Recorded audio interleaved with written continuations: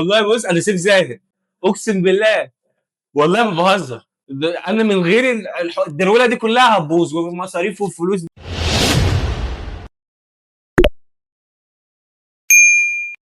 دور ال 16 تشامبيونز ليج على السريع.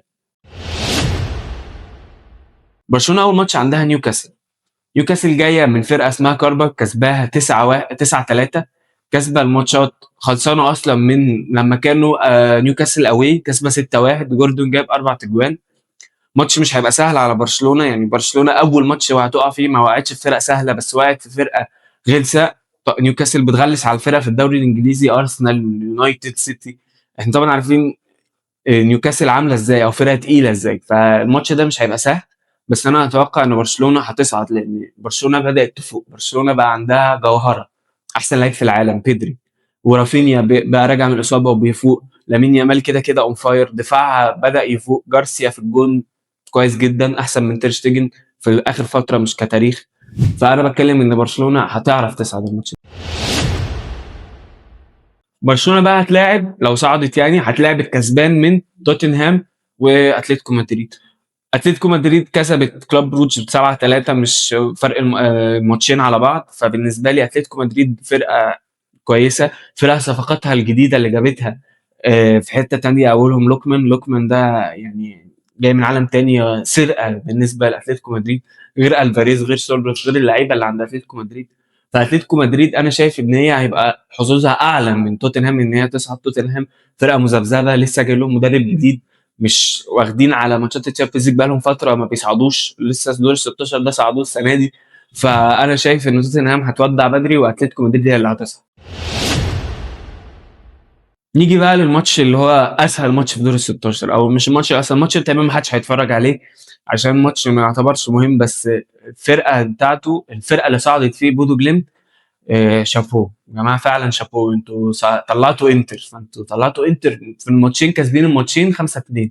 انتر اللي السنه اللي فاتت كانت كانت وصيف البطوله، خسرت من باريس 5. بس برضه يعني انت متخيل ان انت تطلع انتر كبير ايطاليا في الدوري، فانت معنوياتك هتبقى قويه قوي. هتلاعب سبورتنج لشبونه. سبورتنج لشبونه صعدت من الثمانيه الكبار، بس سبورتنج لشبونه مش حاسس ان هي الفرقه اللي هي ممكن تكمل معانا. فانا شايف ان بودو جليمت هيبقى ليها الحظوظ انها تصعد. الماتش اللي بعديه اللي هو اخر ماتش في الفيز دي هيكون ماتش ارسنال بايرن ليفركوزن. ارسنال الفرقه اللي كسبت، الفرقه اللي صعدت اول، الفرقه اللي بتكسب، الفرقه اللي بتعرف تكسب ماتشات الشامبيونز ليج دي. بقى لها كذا سنه، اخر سنه السنه قبل اللي فاتت دور الثمانيه، السنه اللي بعديها سيمي فاينال. فاهم؟ فارسنال بدات الدنيا تمشي معاها في الشامبيونز ليج. السنه دي هي طريقها هي وبرشلونه اسهل الطرق ان هم يلعبوا بعض في السيمي فاينال، وده هتبدا الفيز دي تحلو لما نوصل للسيمي فاينال. لان كده كده الماتشات مش ما فيهاش نديه او ما فيهاش حماس شبه الماتشات الناحيه التانيه. فانا شايف ان ارسنال هيكتسح بايرن ليفركوزن، مش هيعدي. بايرن ليفركوزن ممكن يرخم في ايطاليا، بس في الامارات كده كده ارسنال هيصعد. فانا بتوقع ان اللي هيصعدوا في الناحيه دي ارسنال هيلاعب بودو كليمت، و برشلونه هيلاعب اتلتيكو مدريد. ندخل بقى على ناحيه الموت، ناحيه اللي كله بيموت في بعض. اول ماتش عندنا باريس وتشيلسي. باريس جاي من موناكو، موناكو كان هيكسب بس باريس كسب توتال ماتشات 5-4. فده يبين ان باريس مش اللي هي شبه باريس السنه اللي فاتت. ماتش هيبقى قوي، ماتش هيبقى ند بند. تشيلسي مش من الفرق اللي هي بتقل، تشيلسي مع المدرب الجديد عماله تصعد في التطورات، بتتطور. جواو بيدرو فاق، كول بالمر فاق، فرقه كلها تعتبر فاقت. انزو، عندهم انزو كايسيدو في نص الملعب، دول من جواهر الدوري الانجليزي. فالماتش ده هيبقى ند بند. انا شايف ان اللي هيصعد فيه باريس، لان معنوياتها اعلى، كسب السنه اللي فاتت، فمعنوياتها هتبقى اعلى واعلى. فانا شايف ان باريس هي الفرقه اللي هتصعد من تشيلسي. تاني ماتش في الفيز دي ماتش مش ملحمه، ماتش الناس كلها هتبقى عايزه تتفرج عليه. ماتش هيبقى جامد قوي، ماتش ليفربول وجالاتا سراي. كبير انجلترا اللي اخذ الدوري السنه اللي فاتت ضد كبير تركيا. ماتش انا شايف يا جماعه ان هو هيكون ماتش من احسن الماتشات اللي هنشوفها في الدور ال 16. ليه؟ ليفربول فاق في الدوري، بقى ماشي، الفرقه بدات تفوق كده كده. في الدفاع فان دايك بدا يستعيد، يبقى فان دايك بتاع السنه اللي فاتت مش 100%، بس بدا يرجع. سوبوزلاي جوهره في ليفربول، ما يعني مش عارفين نقول عليه ايه. صلاح بدا يفوق شويه. يعني واحده واحده صلاح هيفوق. كده كده فيرتس اتصاب بس مش مشكله يعني. وعندهم في الهجوم صفقه سرقه مش صفقه، هو اكتيكي كان لازم يجي باعلى من السعر اللي هو جه فيه. اكتيكي بدا يفوق في الدوري، بقى شوطه بدات تمشي. الناحيه التانيه بقى جالاتا سراي. جالاتا سراي يا جماعه عملت ماتش في النوك اوت محدش يعرف يتكلم عليه نص كلمه من حلاوه الماتش. ماتش خلص في تركيا 5-2 ورجعوا في ايطاليا 3، بعد كده جونين في الاكسترا تايم. ماتش جالاتا سراي ويوفنتوس. يوفنتوس كان في تركيا ضعيف جدا، مش عارف يلعب اصلا. خسر 5-2.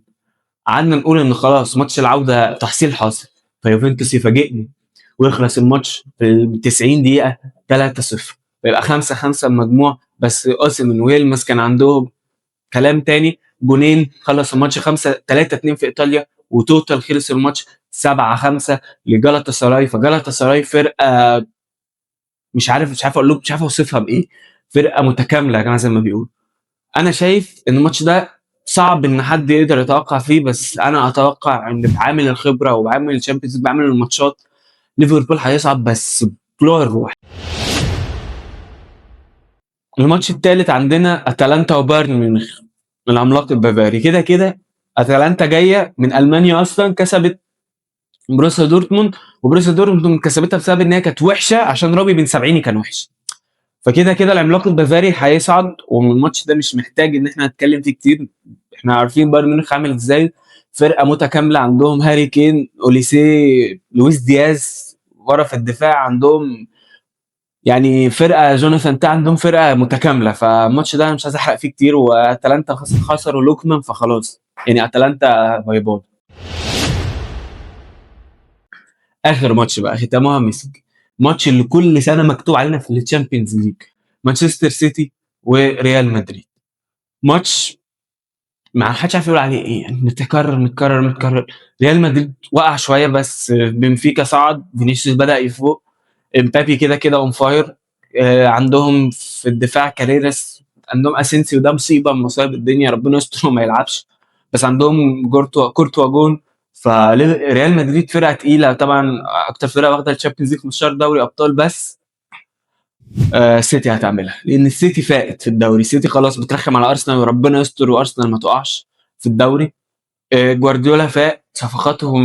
يا جماعه انا نفسي يبقى صفقات السيتي دي تبقى حد يبقى عنده الدماغ انه يعمل صفقات السيتي. سيمينيو. في الدفاع مارك جوي. عندهم تيم سكاوتنج جامد قوي، بيعرف يجيب اللعيبه الصح، بيعرف يجيب اللعيبه في الوقت الصح، اللعيبه اللي تسنده.